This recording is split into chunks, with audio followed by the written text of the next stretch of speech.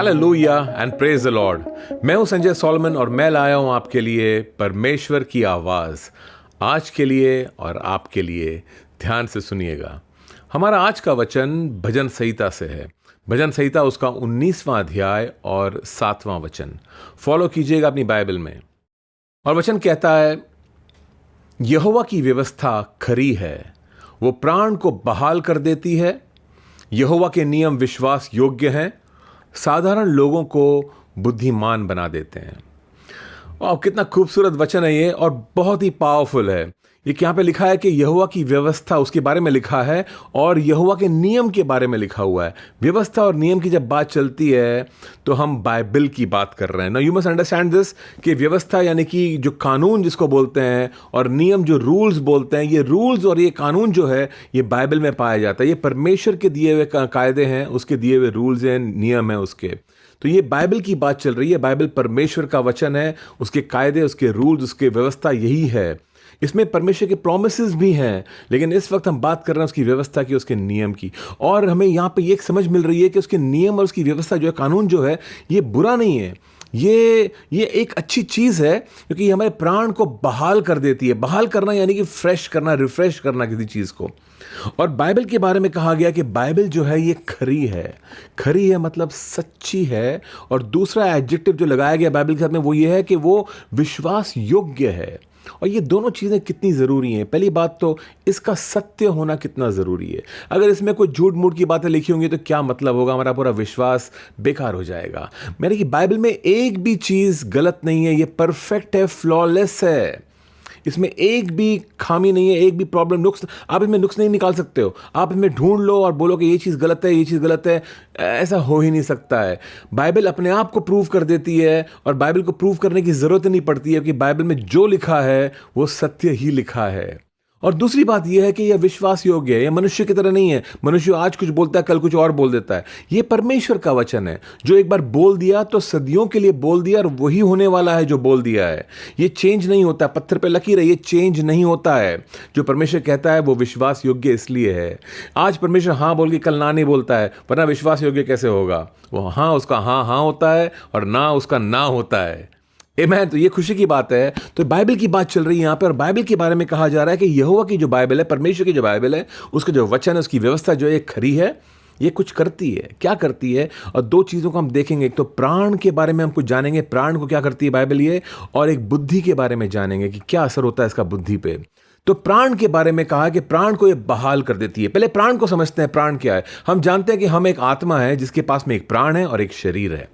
सो आत्मा यानी कि मैं हूं, मैं आत्मा हूं, ये मेरा शरीर है। शरीर मैं नहीं हूं, मैं एक आत्मा हूं। मेरे पास में एक शरीर है जो दिख रहा है और मेरे पास प्राण है। प्राण का मतलब क्या है? प्राण मेरा कॉन्शियसनेस है, मेरी सोचने की शक्ति है, दिमाग है मेरा, और मेरे भावनाएं हैं, मेरा हृदय है, मेरा दिल जिसको कहते हैं। तो मेरा दिमाग और मेरा दिल मिल करके मेरा प्राण बनते हैं और इसी प्राण में एक फैसला करने की शक्ति और क्षमता है मेरे पास में। अब मेरे पास में प्राण है, मैं एक आत्मा हूं, मेरे पास में एक प्राण है और शरीर है। और हमारी बात चल रही है प्राण की। और प्राण हम समझ रहे हैं कि दिमाग और हृदय से बना हुआ है। इसके अंदर भावनाएं हैं और दिमाग है, सोच है इसके अंदर। Now why is this important? इसका रिफ्रेश होना इंपॉर्टेंट क्यों है? रोज के हमारे जीवन में हमें कई फैसले करने पड़ते हैं। और I am telling you something, आप जहां पर हो अपने जीवन पर, वो इसलिए हो क्योंकि आपने कुछ फैसले किए हैं। वो फैसले आपको यहां तक लेकर आए हैं जहां पर आप हो। एंड नाउ अंडरस्टैंड कि ये जो फैसले आप करते हो या तो दिमाग से करते हो या दिल से करते हो। और लगातार रोज इस जिंदगी में लगातार हमारे दिल के ऊपर, हमारे दिमाग के ऊपर हमला हो रहा है। कोई कुछ ना कुछ बेच रहा है आपको और आपको फैसला करने पर मजबूर कर रहा है। कुछ चीज़ें आपकी भावनाओं को अपील कर रही हैं, कुछ चीज़ें आपके दिमाग को अपील कर रही हैं, और फिर आप फैसला करते हो और कुछ चीज़ खरीदते हो। हम लगातार आप दिमाग और दिल का इस्तेमाल करते हो कुछ ना कुछ खरीदने के लिए। फैसला की शक्ति जब दिमाग और दिल से एसोसिएटेड है तो कितना ज़रूरी है दिमाग को और दिल को फ्रेश रखना, ताजगी लाना इसके अंदर, इनको कंट्रोल में रखना। क्योंकि कुछ फैसले हम जिंदगी में कर देते हैं गुस्से में आकर, कुछ भावनाओं में आके। गुस्से हैं और फैसला कर दिया। इसलिए आप देखते हो तलाक क्यों होता है? गुस्सा हुआ, झगड़ा हो गया और उसके बाद में तलाक हो गया। आपने फैसला जो किया गुस्से में किया। कुछ फैसले हम करते हैं इमोशनल होकर कर लेते हैं। कुछ चीज़ कहीं पे पैसे लगा दिए हमने दोस्त के कहने पर, इमोशनल होकर कर दिया, पैसे डूब गए हमारे। ये हमने इमोशंस में आके हमने अपना कार्य किया। तो कई बार हमारे जो फैसले होते हैं वो गलत हो जाते हैं कि हम गलत तरीके से फैसले करते हैं। हमारा संतुलन सही नहीं होता है। इस संतुलन को बनाए रखने के लिए जरूरत है परमेश्वर के वचन की। ये वचन जो है ये आत्मा पे असर करता है, हम पर असर करता है, इसका मतलब हमसे है। और ये जो हमारे फैसले करने की शक्ति है, ये कह रहा है तुम्हारे फैसला जो तुम फैसले करते हो ये दिमाग और दिल से नहीं बल्कि इसके अनुसार करो, क्योंकि ये विश्वास योग्य है, ये बदलता नहीं है। दिल और दिमाग बदल सकता है। आज आप शादी करने का फैसला करते हो आई लव यू बोल के, 10 साल बाद आप बोलते हो मुझे तो कभी प्यार नहीं था इससे, और फिर आप तलाक दे रहे हो। I mean what's the point? आपने जो फैसले किए थे दिल और दिमाग से किए थे, शादी का फैसला भी दिल और दिमाग से किया था और आपने तलाक का फैसला भी दिल और दिमाग से किया है। उससे अच्छा होता आप ये फैसला परमेश्वर के वचन के ऊपर आधारित करते, तो ये फैसले कभी नहीं बदलते, हमेशा इसमें आप बने रहते, इसके अनुसार जीते, तो आप शांत रहते, आपका जीवन भला जीवन होता हमेशा। सो इट्स सो नेसेसरी कि ये जो परमेश्वर की व्यवस्था जो है इसकी खासियत ये है कि आपके माइंड को फ्रेश रखती है, ये आपके हृदय को फ्रेश रखता है, ताजगी लेकर के आता है, बहाल करता है प्राण को आपके।